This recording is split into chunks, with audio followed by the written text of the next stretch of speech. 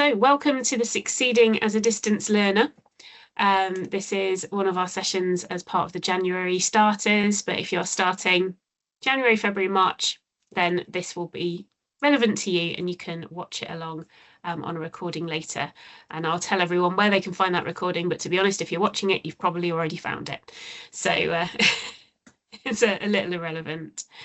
So what I will do is pass over to Rachel, Alice and Tim and Andy to talk about being a distance learner at Leicester and what to expect and a few hints and tips.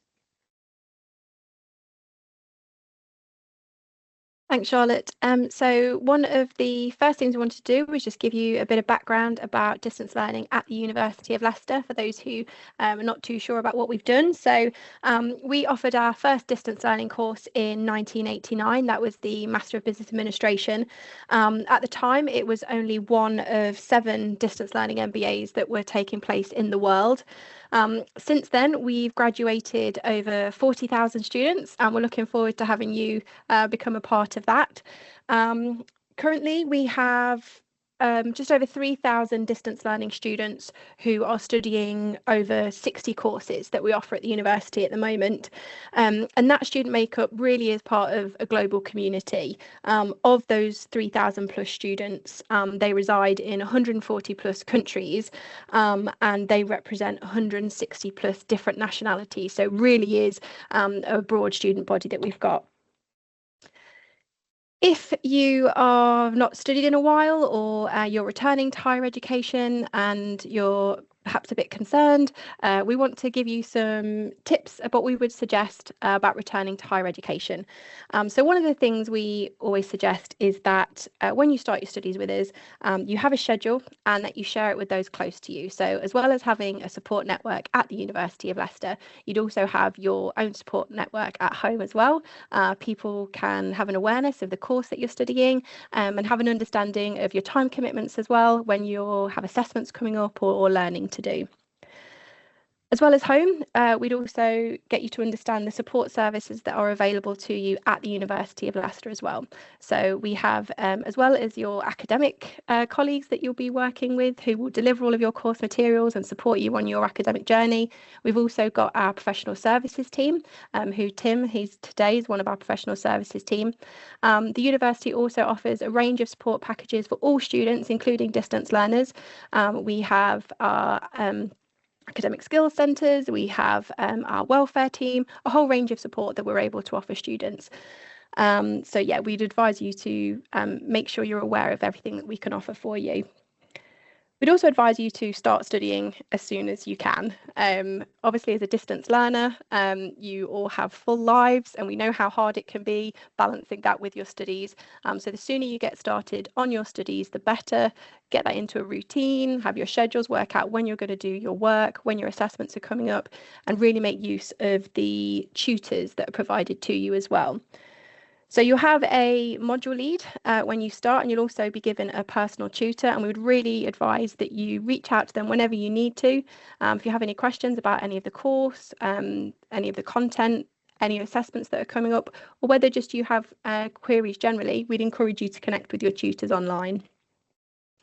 You can also connect with your peers and the community of learners. So although you're a distance learning student, there are lots of you, as I mentioned earlier, and we really do want to create a community of our distance learning students. So we would encourage you to speak to other students who are on your course as well, to really get that experience of speaking with your peers and having a joint learning experience as well. So hopefully when you join us and you're starting your studies, there are some things to make you aware of. So our course materials are delivered through our virtual learning environment, which is called Blackboard. So we post all of the materials on there. That's a great way for you to communicate with other people on your course as well. And your tutors can post messages to you through Blackboard. If you've never used Blackboard before, please don't worry. Information can be provided to you about how to use Blackboard, and our colleagues from the professional services team will also be able on hand to help with any queries that you might have about that. You'll be given a timetable, so that will talk you through when teaching materials will be released to you.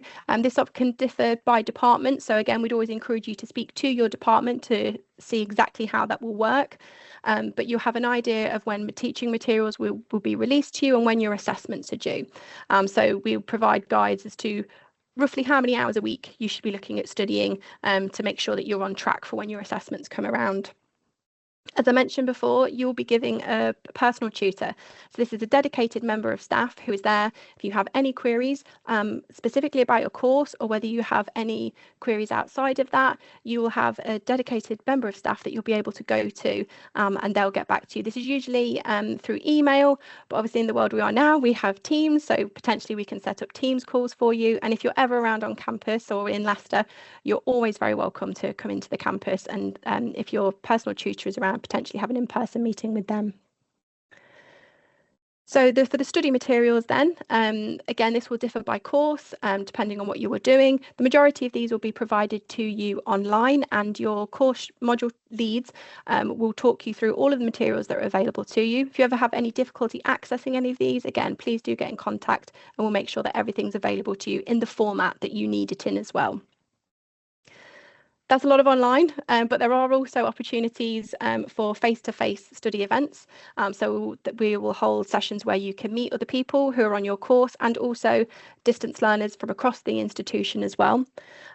You'll have opportunities to meet your academics and the people who are writing and delivering all of the really exciting course material that we've got for you, and then help build that network of distance learners. So I'll now hand over to Alice, who'll talk you through our insight into undergraduate archaeology. Hi everyone, welcome to the start of your course. My name's Alice Sampson and I am the Director of our undergraduate distance learning programmes in the School of Archaeology and Ancient History. I'm also involved in lots of teaching of DL courses from level 1 right through to level 3, and also on our master's programmes as well. I'm an archaeologist, so I'm going to give you a little bit of insight maybe from an academic perspective about what studying via distance learning is like, and I'll probably use examples from my own school in archaeology and ancient history. Next slide, please. Thank you. So I think first things first, distance learning students, you're all incredibly diverse, have different lives, different commitments, different interests, come from different backgrounds, and there is no one sort of template for how you should study or how you need to study. So I would say in your first module or two, or your first level of studying, take the time to get to find out how you best study, how you best engage with materials, what's the best time of day for you to sit down and focus on your studies. And as I said, that will be different for absolutely everybody. So don't, feel stressed that you're not doing it in the right way. Find your own learning style. We hope that our courses and the materials that we provide allow you to dip into them flexibly at times that suit you. Okay.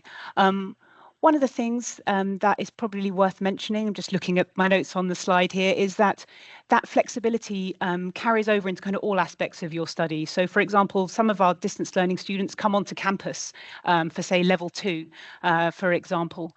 And so it's possible to switch between modes of study, although it's very important that you speak to a personal tutor and study advisors before kind of taking a decision like that, but we're always happy to advise.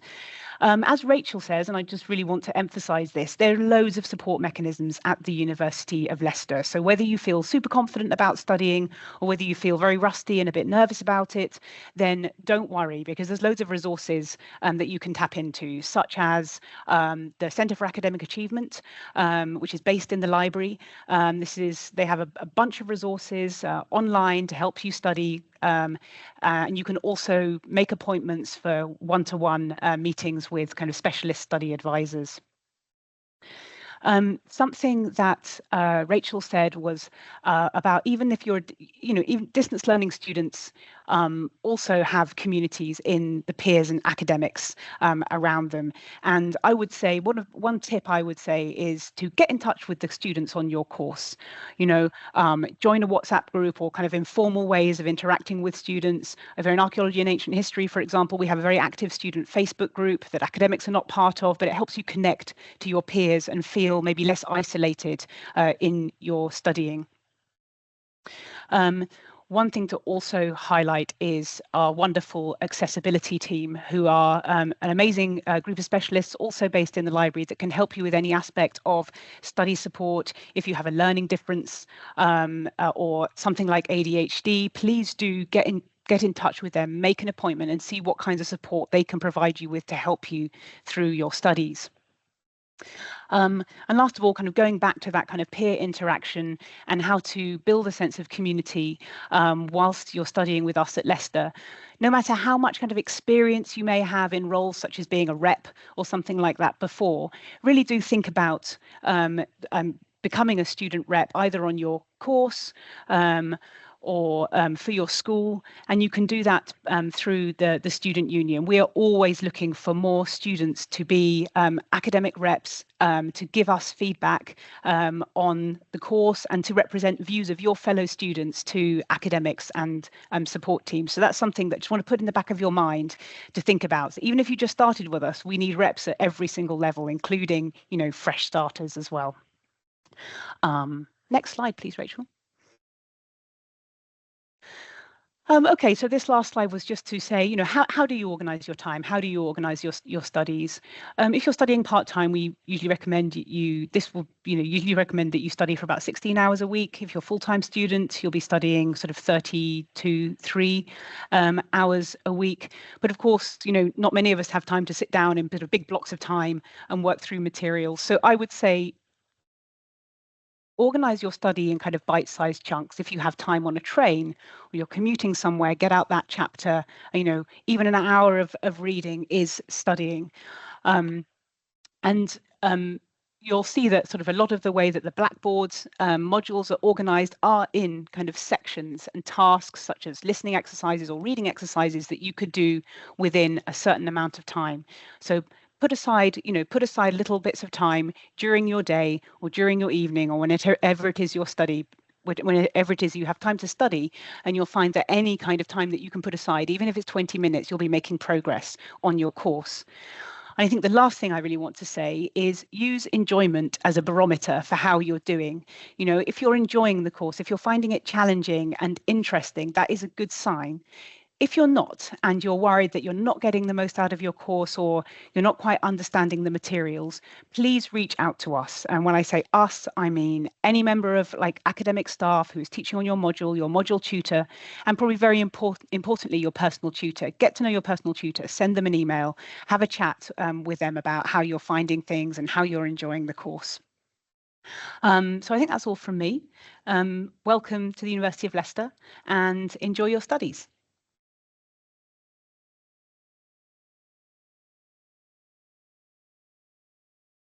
Oh, thanks. Thank you for that, Alice. I'd say that you said something very important there, which I was a distance learning student myself, and you said even reading is progress. And it's easy to forget that because sometimes reading doesn't feel like you're moving forward because you've not written something tangible down or, written so many words. But actually, you do a lot of reading. Absolutely. Yeah. Reading is studying. Reading. You're absolutely right. Reading is studying. Yeah, don't forget that. Brilliant. Thank you so much. Okay, so just to reiterate sort of what's coming up tomorrow and on Thursday, because we do have more sessions this week. So tomorrow we have a where is my timetable? How do I find my email and other practical questions answered?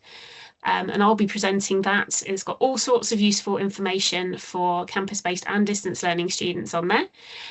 We cover a lot of jargon because higher education is jargon, basically. So we'll try and cover that. And if you have any questions that you want to ask, then you can do. oh, we've got it repeated on Thursday. We don't have it repeated on Thursday. I've just realised that we've got the same thing on both days. We don't. On Thursday, we have 2 sessions. So depending on what it is that you might be studying, is how to use the library as a distance learner, which I think is the one which would be most appropriate to anyone joining this. So how do you use that if you can't physically walk into the library? How do you use the library?